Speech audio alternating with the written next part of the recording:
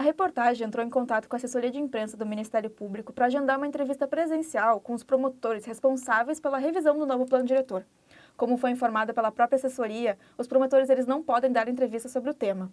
Então, a assessoria sugeriu que as perguntas fossem enviadas por WhatsApp e só seriam respondidas por se tratar de um trabalho de conclusão de curso. Na data que as respostas foram enviadas, o Ministério Público informou que ainda não havia identificado irregularidades formais no processo de revisão do plano diretor.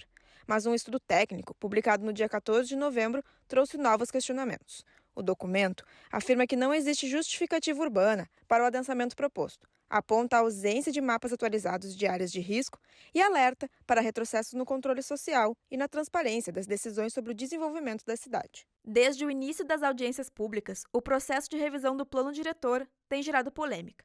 Moradores e entidades da sociedade civil apontam falta de clareza nas mudanças propostas e questionam se o texto leva em conta as novas realidades climáticas que Porto Alegre vem enfrentando. Depois de meses de debates e audiências públicas, o novo plano diretor de Porto Alegre chegou à Câmara de Vereadores. E é aqui onde surgem as maiores divergências sobre o que deve ou não mudar nas regras que definem o crescimento urbano da cidade. A reportagem veio novamente à Câmara de Vereadores hoje para uma segunda tentativa de entrevista com o vereador Giovanni Colau. O vereador Giovanni Colau, um dos principais nomes da oposição, afirma que a proposta ainda carece de estudos técnicos mais detalhados e de maior diálogo com a população. Tu acredita que o novo plano diretor de Porto Alegre, ele realmente trata com seriedade a questão das mudanças climáticas?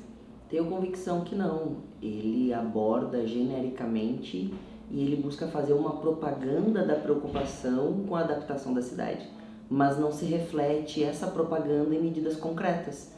Veja bem, não há medidas concretas para enfrentar as ilhas de calor e as ondas de calor extremo. É o oposto disso. Bairros como o Menino Deus serão, a partir dessa proposta do plano diretor, uma ilha de calor planejada no planejamento urbano.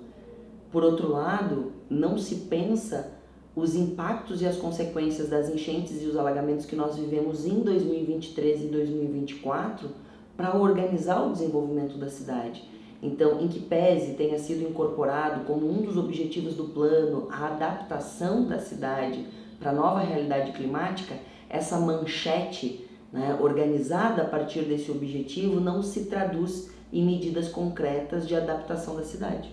A Defesa Civil do município acabou de divulgar um novo plano de contingência. E esse novo plano de contingência da Defesa Civil tem um mapa talvez mais atualizado das áreas de risco e vulnerabilidade climática do município, pensando vulnerabilidade climática na sua diversidade, possibilidades de alagamento e enchente, de deslizamento de terra, enfim.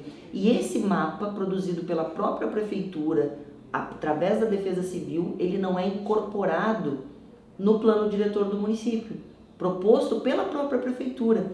Mas a gente também poderia falar do próprio plano de ação climática, que é um estudo, um planejamento, também contratado pela própria prefeitura, em que as diretrizes, as estratégias, as ações pensadas no plano de ação climática, que é o plano de adaptação elaborado pelo município, também não estão incorporados na proposta de plano diretor. Ou seja, eu estou dando dois exemplos concretos aqui, de duas propostas apresentadas pela prefeitura, ambas relacionadas com o desafio de adaptação da cidade e da elaboração da capacidade de resposta de Porto Alegre para os eventos climáticos extremos que a gente tem vivido, e esses planejamentos elaborados pela própria prefeitura não estão incorporados no plano diretor. Essa é uma contradição que revela o como esse plano diretor ele é insuficiente para adaptar Porto Alegre efetivamente à nova realidade climática que nós vivemos.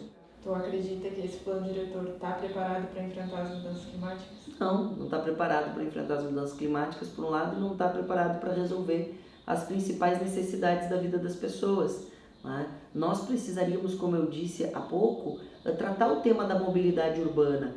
Hoje, a maior fonte de poluição em Porto Alegre diz respeito ao transporte. Então, para nós, produzir uma transição energética em Porto Alegre, para a gente reduzir também as nossas emissões de gases que provocam o aquecimento global, nós precisaríamos também colocar no plano diretor com centralidade o tema da mobilidade urbana e do transporte público. Nós não estamos discutindo VLT, que é veículo leve sobre trilhos.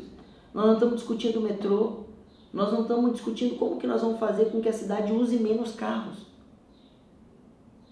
Então esse é mais um exemplo que eu dou das razões pelas quais esse plano diretor não está pensando a nova realidade climática, as mudanças do clima e tampouco estratégias efetivas de adaptação, né? É uma farsa, né? O que a prefeitura tenta dizer assim, nós vamos adensar o centro e as pessoas vão deixar de morar longe do centro, vão morar no centro e isso vai reduzir o tempo de deslocamento da cidade. Sabe por que isso não é verdade? Porque quem mora na Restinga não vai poder comprar o prédio de luxo que vai ser construído na região central. Quem mora no Rubem Berta também não vai vir morar nesses imóveis que estão sendo construídos, que tem poucos metros quadrados e tem poucos metros quadrados exatamente porque eles não são para moradia, eles são para locações temporárias que são os Airbnbs.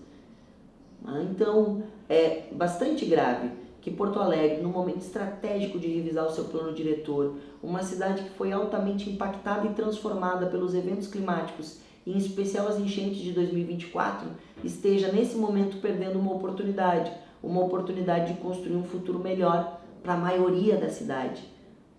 Os interesses coletivos, os interesses das maiorias não estão sendo levados em consideração. É apenas os interesses particulares de pequenos grupos econômicos. É um plano diretor mesquinho e é um plano diretor que não é ousado para tratar com ousadia as grandes questões urbanas que nós temos. Então, nós vamos lutar até o fim para tentar corrigir o curso do plano diretor até aqui, mas é um plano diretor que tem todas essas contradições que eu disse e que não ouviu as pessoas, sem participação social, sem ouvir da população, das pessoas que vivem e constroem essa cidade, o que elas querem para o futuro de Porto Alegre. Isso é muito grave, por isso nós vamos lutar até o fim. Entrevista realizada, deu tudo certo com a gravação e a conversa com o vereador vai ao encontro do que a gente escutou lá no segundo seminário de Arquitetura e Urbanismo, no campus Zona Sul da Uniriter.